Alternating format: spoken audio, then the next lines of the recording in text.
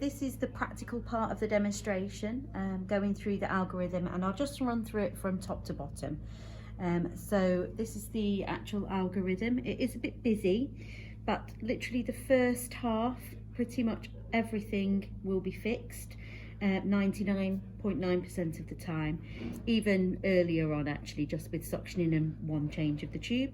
Anything below here we will run through quickly, but this is the advanced response. So basic response is really what we're going to use in most instances. So starting from the top, the normal ABC approach. So is it safe to approach and stimulate baby? Hey baby, baby, wake up, wake up. And there's no signs of life, so I'm going to shout for help. Can I have some help, please? So we'll open baby's airway, but with the tracheostomy, I want to extend that neck out as well. So just supporting baby's head there, and I've opened that airway. And I would be able to just see in the mouth and see if there's anything obvious there. But I'm going to proceed to ensuring that we have oxygen. Now, I can't suction baby because I've got my HME on, and that's giving us oxygen. If I was to take that off to suction, which is the next part of the algorithm, I actually really want to give some oxygen as well. And the simple steps are, you can actually apply high flow oxygen either via your bag valve mask as ambient oxygen, or you could just have a normal oxygen mask there, and any oxygen you're getting in while baby's in distress is better than nothing. So then we're going to proceed to suctioning.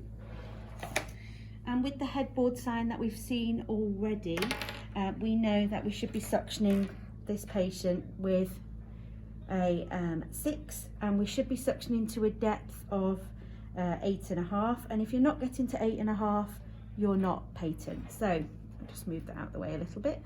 So we're going to suction baby all the way down, suction and out, and we're going to say we've got on this algorithm, is that patent? So is it going down to the depth you think it's going down to?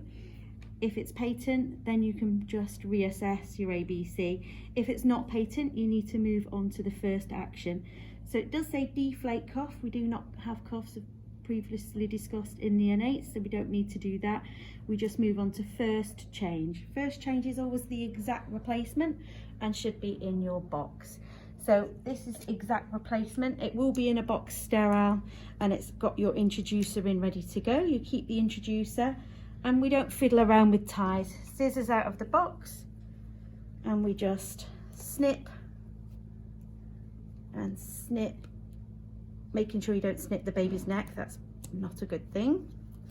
And just take it straight out.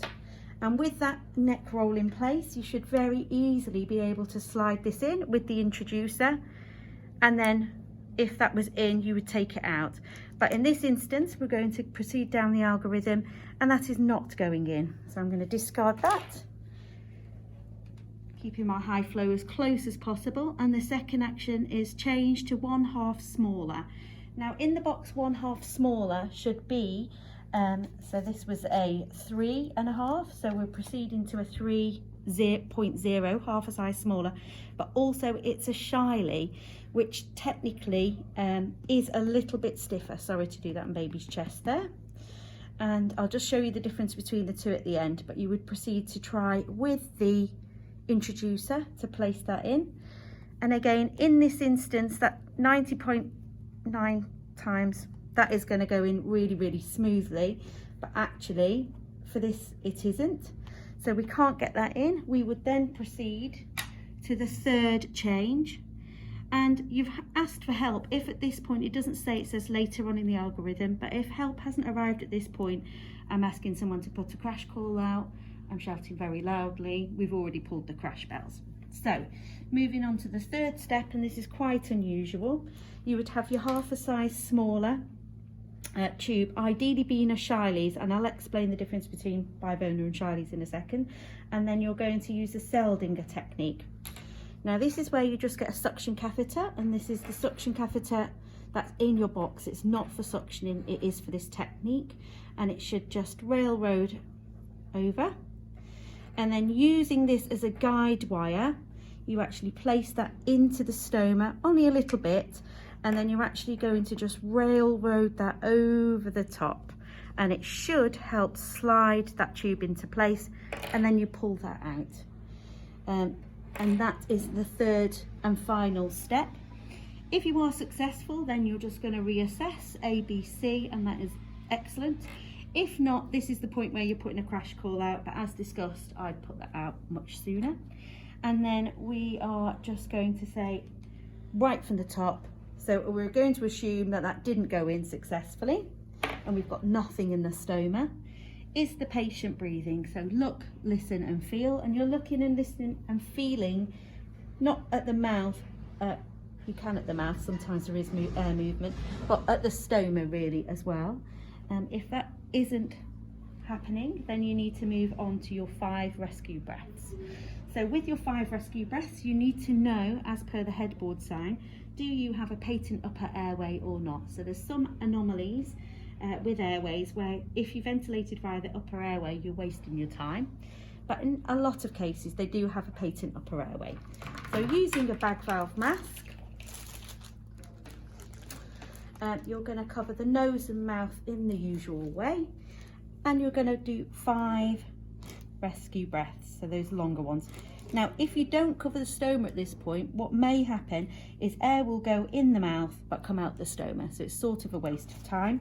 So you would definitely have a friend at this stage, and you would just cover that stoma up with gauze, with not tape ideally because you're going to rip the skin off later, but with gauze, with a finger, with absolutely anything. It's not important, but just covering that hole so that you can give those 5 rescue breaths.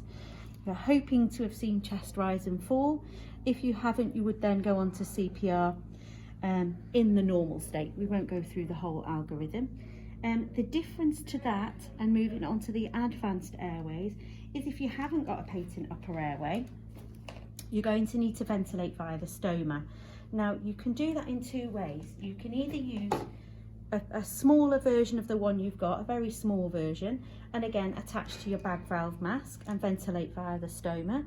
But actually, unless you've pre-prepared and got that one out, and even then they are a little bit tricky. So actually, if you're at this point in the algorithm, you would hopefully have, at least here in hospital, ENT here, and somebody would have got the emergency airway trolley from outside IC2, and in that trolley you have what are called LMAs. These are laryngeal masks. They're actually to intubate above the vocal cord level, but they fit beautifully around stomas, and they do attach to a bag valve mask, so you can actually ventilate much easier with this. It's purely just because it gives a fit better than a normal mask.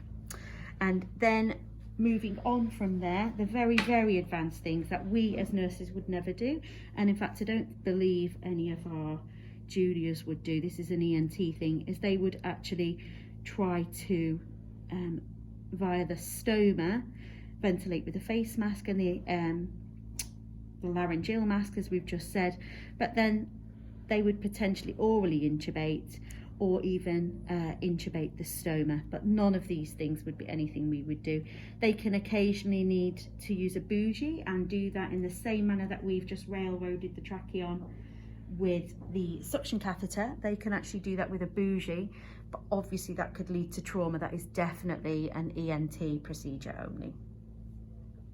So I just need to be just a bit of clarification around the second half-size tube down.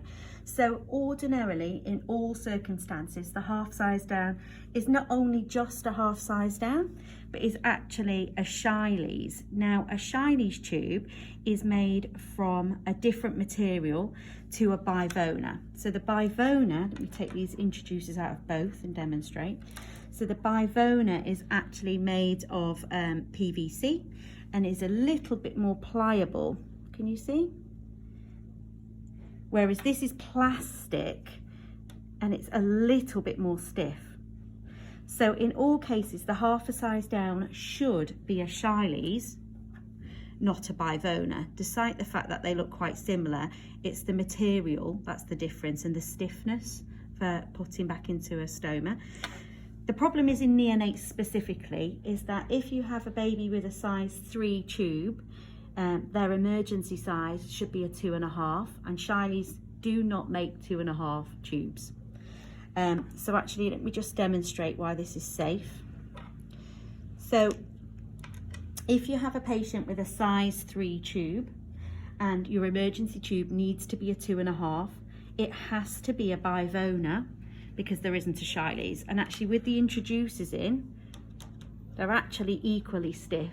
So it is safe to do that in just the specific incidence of the smallest size tube.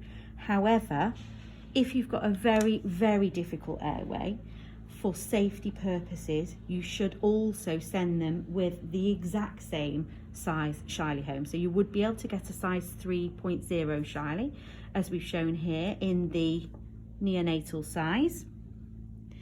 And that's what you should send. So in the specific incidence where you have a patient with a size 3 tracheostomy, the 2.5 is unavailable as discussed. And you're going to have 3 trachees in your box in this instance. So you'll have the exact replacement, the bivona flex stent, which is a size 3.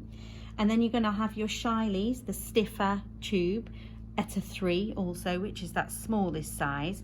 And then you would put a 2.5 in, but obviously that is going to have to be a bivona, just for safety purposes in that one specific incident.